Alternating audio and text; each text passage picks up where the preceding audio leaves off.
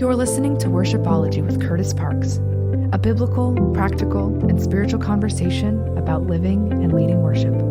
Let's lean into today's episode. Well, hey, thanks so much for joining us on this week's Worshipology. Today, I've got my good friend.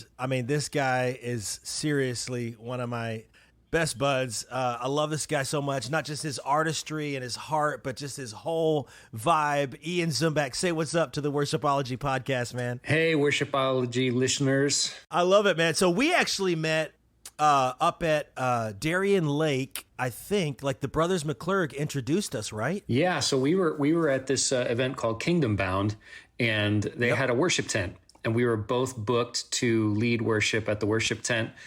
You knew the Brothers McClurg, and the guy who plays bass for them, Kevin, particularly, actually. He actually said, hey, Kurtis, have you met Ian? Ian, have you met Kurtis? Because you were just in the process of starting to get ready to launch into Nashville area, so he wanted to make that connect for us. Yeah, and then, moved to Nashville shortly thereafter. You were one of my first coffee hangouts. Yes. And led worship at Bridges Nashville, really for the first 2 years of our church plant. And we've gotten to write together. But, man, for those who maybe aren't familiar with Ian Zumback on our podcast, man, just give us a little snapshot. Who are you? How'd you get involved in songwriting, music? What's the journey, man? Oh, man, let me give you the quick version of it. I actually wanted to play drums when I was a kid. I loved the drums. I still love the drums. I'd love to be a drummer still, but it didn't go that way. My dad and my mom, they were musical enthusiasts. My uncle actually was a very prominent trumpet player in the Albany area. He actually ran a construction company, a very successful one. But when artists like Barry Manilow or Linda Ronstadt, all these big band things would come in, he would be the guy who would be invited to come join an orchestra and play trumpet. So there's music in our history and in our background. Wow. I took to guitar around 8 years old. They started getting me guitar lessons. By the time I was 11, my guitar teacher started bringing me into blues bars to play open mic nights and jam sessions with these beasts of players. And then I ended up getting involved in the heavy metal and hardcore scene in Albany, which is it was a very healthy, thriving scene there. A lot of bands would come up from New York City. There's a venue in New York City called the CBGBs, and they would have these Sunday matinees for hardcore music. And from what I understand, some of the events started to get a little bit too violent, so they weren't putting on the matinees as much. So those bands needed an area to play that was close by. And so whether it was Connecticut, different areas, Albany happened to be one of those areas that these bands would travel up to. So I got to see some great bands. Love the vibe of that, the energy of hardcore, the energy of heavy metal, and the kind of community that was around that, because there was just misfit kids looking for a place to gather on a Friday night or a Saturday or Sunday afternoon. So I was a part of that. In my early 20s, I had a profound experience where I met Jesus in a way that just shook my life right up. And I did begin serving with a worship team shortly thereafter. But I'd say after about a year, I stepped down and just wanted to invest myself into the study of Scripture and prayer. And then people kept on coming up to me about 2 years into that process and were like, hey, God gave you those gifts to glorify him. I didn't quite understand what that meant until I saw a sermon that kind of described the greatness and the power and the majesty of God through Christ. And it's like, that makes sense. Now what do I do with that? And I ended up going to a conference where I saw Matt Redman lead worship, and he was just getting ready to launch the 10,000 Reasons album. And the thought occurred to me, man, if this guy at some point in time decided to sit down and pen some songs about his faith, what's holding me back from doing that? And so I did.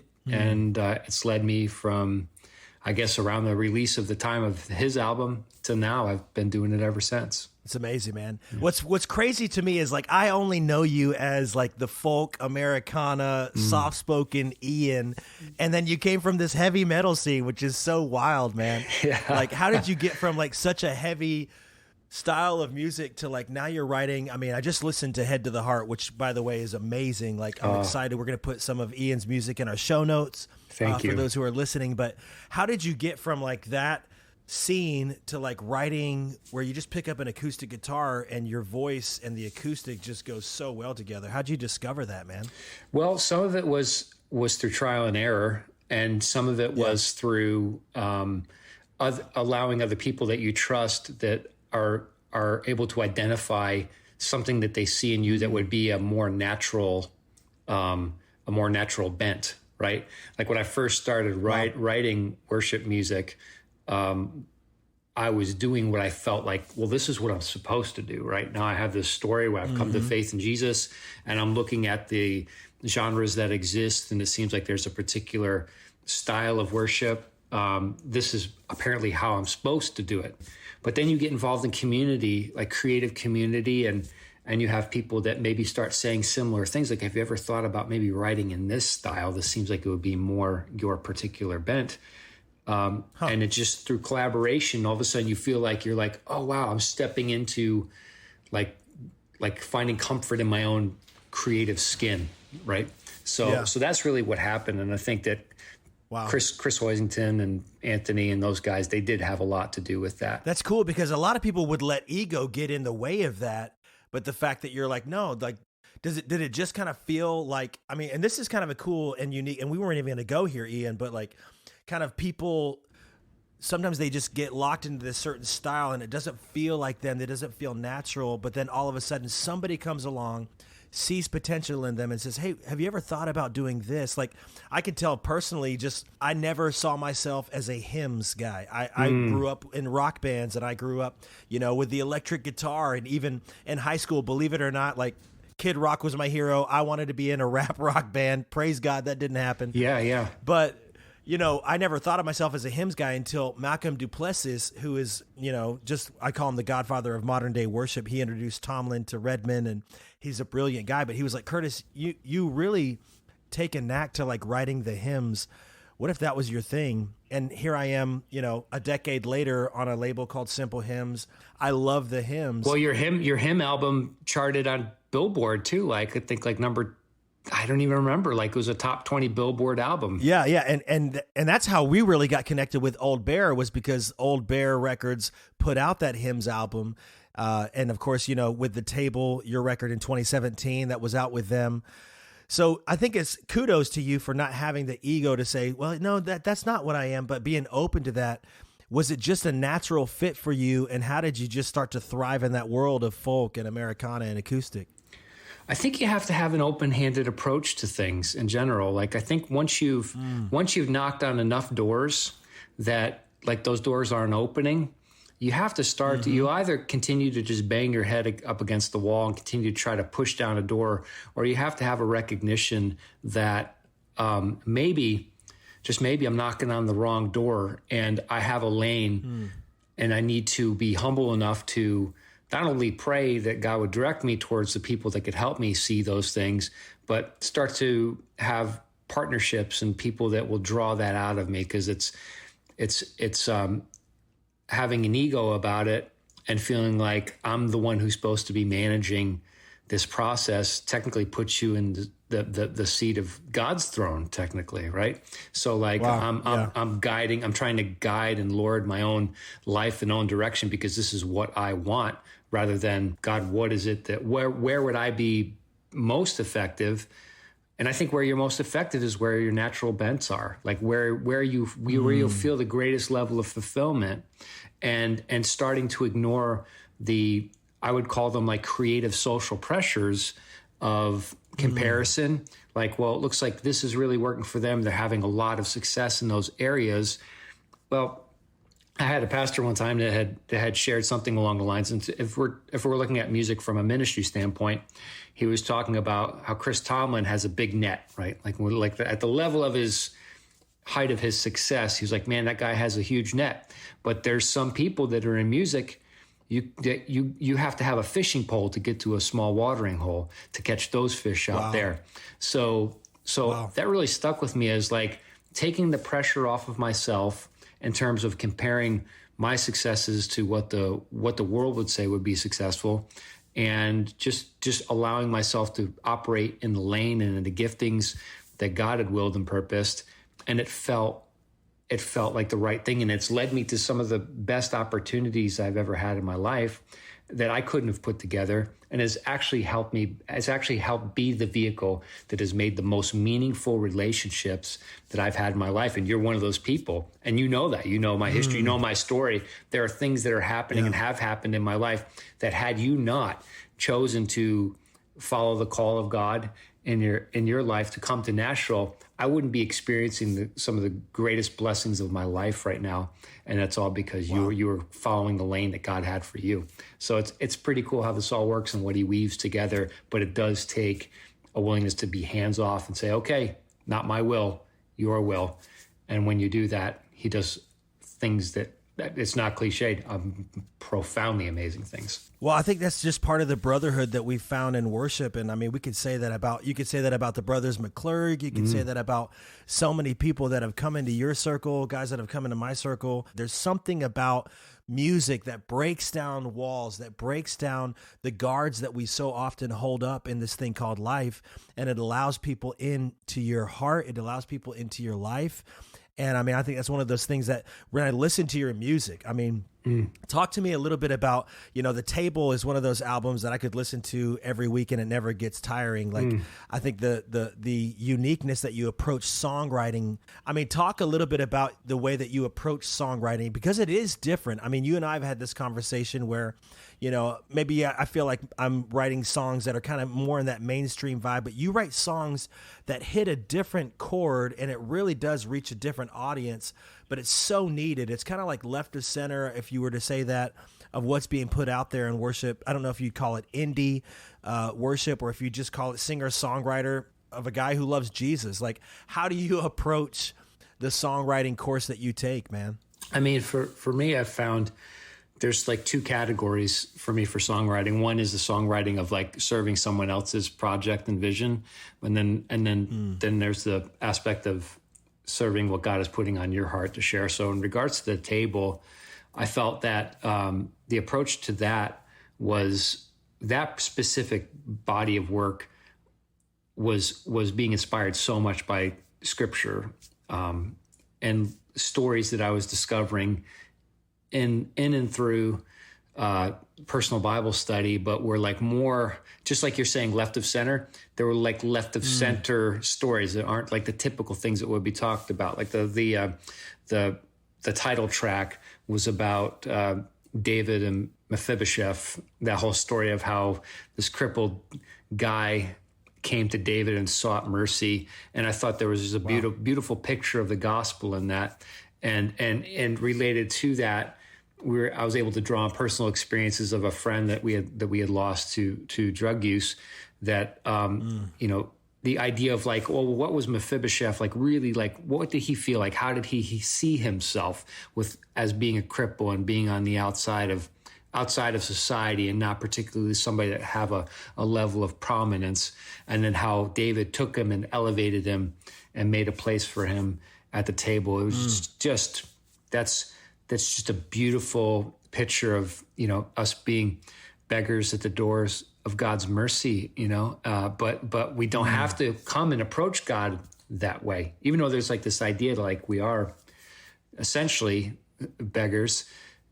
He sees us as family. He sees us as his children. He sees us as the most beloved creation. And you wouldn't really sing a song on a Sunday usually about Mephibosheth's story, right? No way. But it's cool when you realize, like, as you're reading scripture and as you're like living out stories in your own life of like, man, like this could be a song that maybe someone's never sung before, but it would bring such freedom and deliverance if they could voice that. Like, I think there's such a unique opportunity in songwriting to not just sing and write what's been sung and written a billion times, but to find those nuggets that you're just talking about right there. 100%. Like one of the songs actually seems to like continue to have like some tractions, it seems like, even after this release. There's a song called Brother to Brother. And it was Chris's idea. He was like, hey, what if we talk about or sing about Peter and Paul's fight that they had, that's written in the book of Galatians. And at the time I was like, man, that's interesting. How would we accomplish that? And that became one of the songs that sort of like features a theme on the album of Community, where we would bring in guest artists to sing on the album, right? So like Weston Skaggs plays the part of, I think he plays the part of Peter in the song, you know. So I'm singing like what Paul's part would be if he was melodically arguing with Peter, and Peter's response. I think the world would be a better place, Ian, if we melodically argued with one another. It would. That's awesome. Quite absurd, but kind of great. I mean, that's the theme. That's the theme from your record, though, is that you tend to bring in a lot of like, and that's part of Old Bear's vibe, right? It's like it's always family driven, where you know it's like multiple artists coming together to do a project, and that kind of leads me to the next thing I wanted to chat with you about. Is like, I mean, within the last year or so, you guys did this project at Rich Mullins' house or something like that, right? We did. Dude, tell us about that, man. That's so cool. Yeah, that was amazing. That was quite a few years in the making, and that was one of those.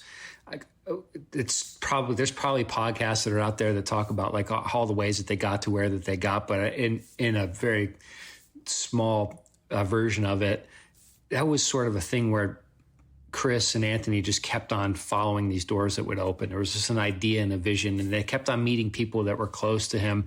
And it got to a level where, in doing a legacy project, which I think was 25 years after his passing, why don't we take like the approach the way that Rich did on recording his Jesus demos or Jesus record demos, and just let's record songs honoring him in the company of his friends, in the home that he resided in, that he probably wrestled with God in, that he enjoyed fellowship in.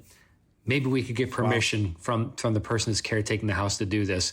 And so they did. They managed to, and it was in this area called Bellsburg, Tennessee.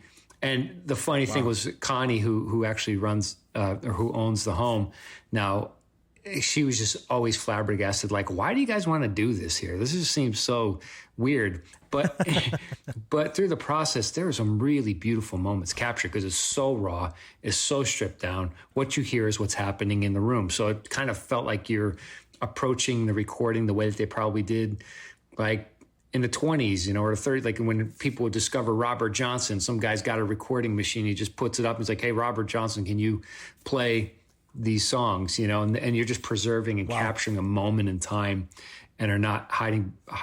Now, don't get me wrong. I love well-produced albums. You know, I love like Bon Iver and stuff like that. But there's something that's really special too about these very stripped down, authentic, raw moments where you're just capturing an audio diary entry on in the history of music. And I think that that's what was captured there. What's amazing to me is just, I mean, you know, for those who may not be familiar with Rich Mullins, I mean, you know, you say 25 years ago, you know, it's like there's a whole generation that's come after that. But like the people that this record drew, you could tell they had such a buy-in to what was happening. I mean, Andrew Peterson, Amy Grant, Audrey Assad, Sarah Groves, the list goes on. I mean, it's such an amazing album, and yet it's done so raw and authentic, and there's no bells and whistles about it. It is just people in a house recording songs, and I think that's so cool, man.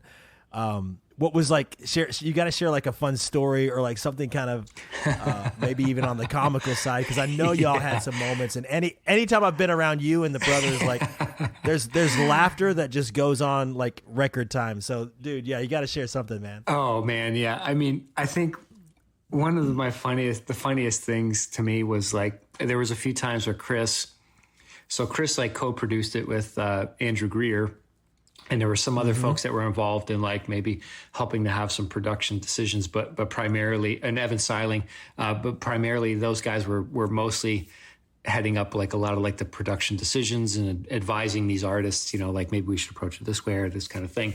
But there was a few times where Chris was describing sort of like the stripped down approach to the project. And he would say to people that were like David Mullins, who I think is Rich's brother, like Chris basically would come out and say like, yeah, man, like when I listened to Rich's records, I didn't realize how profound like a songwriter he was, like kind of like Woody Guthrie or James Taylor or Bob Dylan. He's like, because the production sucked so bad that I just couldn't hear the songwriting in it, and it would be taken back by what he'd say. But they kind of agreed with him. They were like, actually it's kind of true. Cause like most of the time, I think from what I understand, he would go in, he'd give production, license to whoever was producing the album. He'd come in and play his parts, and then they would just build whatever they would build around it. So he didn't have a lot of personal creative input into it. And so when you do hear those songs, the way he recorded them and would go out and play them live, a lot of times they were very stripped down. And then to meet some of his band members like Jimmy or Mitch or Steve and these different guys, and to hear their stories about what it was like being around him, how he would play, like the way this guy, Steve Cudworth, I think he plays a song on it, If I Stand, beautiful rendition of the song.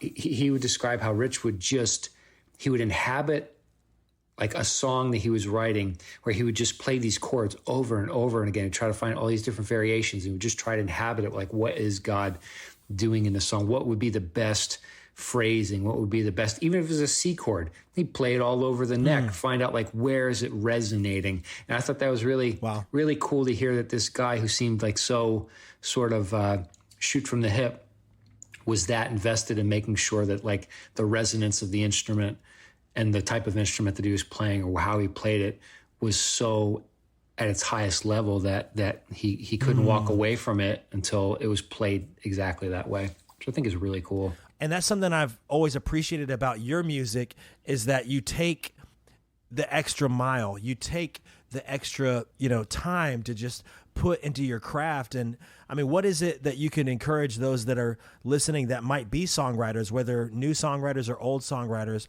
What is it that has really kind of paid off for you in the songwriting world? Like one or two nuggets where you're like, hey, if I could teach anybody things that I've learned along the way by making mistakes or maybe by doing a couple things right, this would be it. Yeah, I would say, well, first of all, I'd say don't be afraid to make bad music. I think, don't be afraid to like there's this like self-editing process sometimes in a room, or even if you're working on it yourself or you're working on it with another collaborator, that you may self-edit to the extent where you feel like, I'm worried that I'm going to sound dumb if I bring up this idea. You shouldn't be. Like, you should just be willing to just send it, share it, see what happens, write bad songs, because that's where you kind of stumble into some of the best songwriting tricks. You're not going to be Paul McCartney your first crack at it, And well, I mean, who is going to be Paul McCartney, but right. But just that idea of, you're only going to get better if you're willing to do the things that you're not good at. And then you will develop an ability to be better at it. So it goes across the board. It goes for sports. It goes for ministry. It goes for pastors preaching sermons. Your first sermon is not going to be the same as your 200th sermon. You know that personally. Like, right. You're going to learn the tricks by trying things out, and you'll never grow if you don't take those chances. I love that. And I like the fact that you're not afraid to take those chances. And like you said, sometimes you stumble on that gold, man. Talk to us a little bit about this upcoming project that you've been working on, man. Sure. So that this, an EP that is releasing March 10th. It's called Abilene. Basically the approach to that album was, I went through a season of personal loss and had a lot in there that I knew I could derive inspiration from. I tried to start song ideas around the time that these things were happening, but just knew it was sort of like, I'd heard it described by another songwriter, where like songwriting sometimes is like fishing. You go out on a boat, you reel one in, and you realize that fish is undersized, but you should probably just put it back in the lake, come back to it in a couple of years and try to fish it out again when it's bigger and healthier. And so that was the way it was. You're a metaphor king, by the way. Oh, you are a man. metaphor king. I can't take credit for that one, but it did stick with me. So I decided to approach the recording of that. I wanted to actually capture a literal, like, just raw moment. Like, where was I at emotionally, spiritually, mentally? And so I took those ideas of those songs that I had started. One song had been completed probably about 2 years prior, that was written with another friend who had gone through an interesting journey. And we ended up deciding to record it like kind of last minute because it fit with the overall aesthetic of the record. But the other 5 songs we wrote in 5 to 6 weeks. And some of the songs actually we finished writing in the studio because we wanted to actually capture, like, this is what's happening in this moment at this time. This is just a timestamp of something. I want to give that much of a raw, visceral expression that people can hear where we were at. And so it was interesting to hear it because there was so much grief. There's hope on the album too, but there's a lot of grief. So when Anthony had gone to this particular organ to start playing the melody of the song that I had written, and to hear it, it was like hearing your emotions and your grief set to melody. It was almost overwhelming. I had to step out of the studio for a moment because I was like, wow, I'm like literally hearing this like audio representation of what happened on the inside of me. And it was I hope that transcends the rest of the album.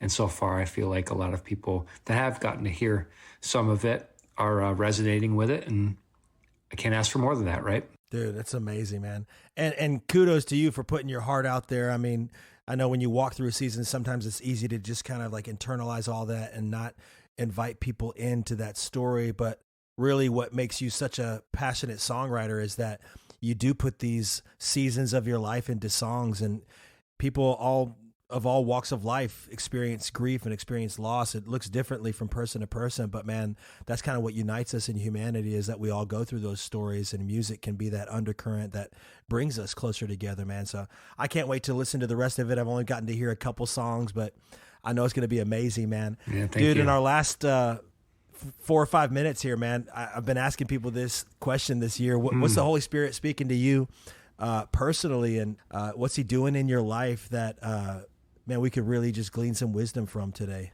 Man, it's interesting.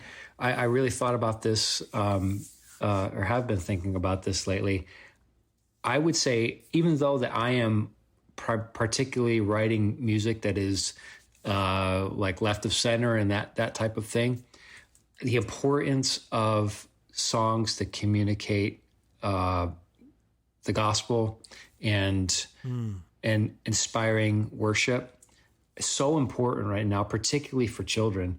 I've observed a few situations where I've seen two children in particular that I'm close to that at night they're listening to worship lullabies or listening to worship music while they're doing schoolwork and different things, and they're engaging with the presence and the reality of God through these songs. So I have no idea who these people are that are recording these like worship lullabies. They're not the names that you would know on like CCM radio and those types of things, but those people have embraced the lane that God has put on their heart to bring the knowledge and the presence of God into the lives of children. So I think that the focus on children and developing their personal faith, their ability to engage with God, I think is absolutely paramount to the health and growth of our future leaders, of future generations. That's where it's been interesting because I'm not like a youth pastor. I'm not like somebody that's like looking like that's not my thing, but I'm like, wow, I'm very grateful for the people that are doing that. So I guess in a general idea, whatever that your lane is, whatever that your scope is that God has placed on your heart to do, just do it. Do it with everything that's in you. Leave the results to Him. Don't compare. If you're doing it and you know you're doing it to the best of your ability, then thank God for that. Thank God that like you have that. That gets you up out of bed in the morning. You have that purpose. That's part of your life, and it mitigates disappointment. You know, it mitigates you trying to project your own results. Like, don't bother with that stuff. Don't worry about that stuff. Just do the thing that God called you to do, and do it to the best of your ability. And that's where you'll find fulfillment. That right there is a challenge. It's an inspiration. Ian, you're one of the greatest humans I know, man. Thanks for joining us on Worshipology. Right back at you, my brother. Love you, man. You've been listening to Worshipology with Kurtis Parks. To learn more and to find resources for worship leaders and teams, you can visit kurtisparks.com.